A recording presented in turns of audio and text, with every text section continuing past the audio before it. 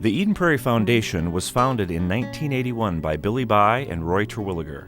Their vision was to raise money for nonprofit organizations, the public schools, and the city. In our 31-year history, we have given away more than $1.1 million to over 50 organizations. Originally, we were just trying to find a place in the community where a person who needed some help could come and get free clothing. Right now we have about 55 families who are waiting for beds. That's just in Eden Prairie. And people always say to me, who are these people? Who is the need? Well, it's everyone. You don't know what's going on with your neighbors. It's a death, a disease, an illness, an accident. You don't know what's going to happen to someone. No one is safe, actually. In the spring of 2008, a group of Somali parents came together and we decided to do something about our youth and also to have a center where we can call our community center. One of the purpose was to make sure that to help the low-income and immigrant kids and youth in Eden Prairie to be able to get an education outside of the classrooms. The second thing also was to help parents to get an American citizenship.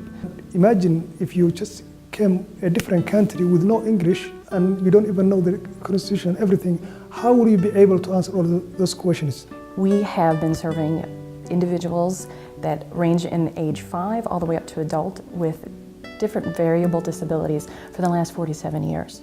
What we provide is winter camp options, summer camp options, respite weekends, and we have a travel program. This year, 3,000 people from all over the United States. And within Minnesota, 80 of the 87 counties are served by the funds that we receive from the Eden Prairie Foundation.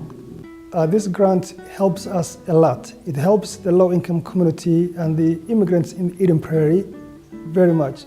For example, we've been able to buy computers. We've been able to buy laptops and desktops. Our parents, they don't know how the system works in these schools.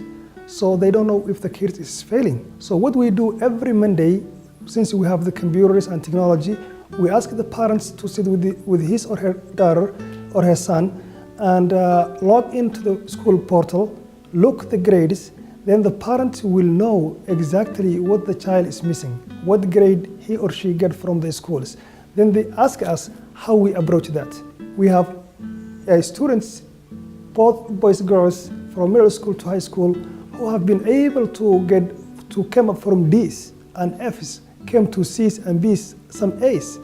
The grants that they provide for our students, youth, and adults with special needs and disabilities provide everything from improved facilities like re-roofing and remodeling of our buildings, all the way to something very simple like communication bracelets or communication notebooks. We also made accessible bicycles out of two-wheel bicycles to four-wheel bicycles. One of the biggest challenges that we have is with communication for our participants. One of the greatest ways that we have to help with communication is to have a communication bracelet, which is basically little icons on a little stretchy band that show different activities like swimming, eating, going to the restroom. And what the counselor can do is have this wristband and easily communicate. So counselors, in communicating what happens next, what happens is our campers get so excited about in action that they see the beach and they know they want to go swimming. They're excited to go swimming, but they don't realize that they have to wait for lunch and then they have to wait for the hayride before they can go swimming. So the little icons that we have really help to identify the pace and the schedule. The foundation has helped us buy a van, which is critical to what we're doing to be able to deliver beds and furniture to families. Beds, 1 year, 40 beds. Think of that, 40 beds, that was huge. The foundation has helped us with signage. It's been so supportive and so wonderful when we had our backs against the wall. There really isn't some place where these people could get help. If the prop shop wasn't here in this community, I don't know where they'd go. This is making people's life a lot nicer, being able to get rid of a lot of the worry, but save them the money that they would have to be buying on these things to be able to benefit the rest of their life, buying food and getting started. I mean, this is just a great benefit for these families coming in. It's important. It's making a difference in people's lives. The Eden Prairie Foundation has been one of the most consistent and wonderful supporters that we could have at Friendship Ventures. Their support means so much to us, and their consistency in being able to provide for 3,000 individuals every year that kind of experience, that kind of life-changing newness of excitement at camp, of excitement of achieving new skills. Without the Eden Prairie Foundation, we wouldn't be able to do that. We need your partnership. We need you to be there for us so we can continue to change the lives of these families.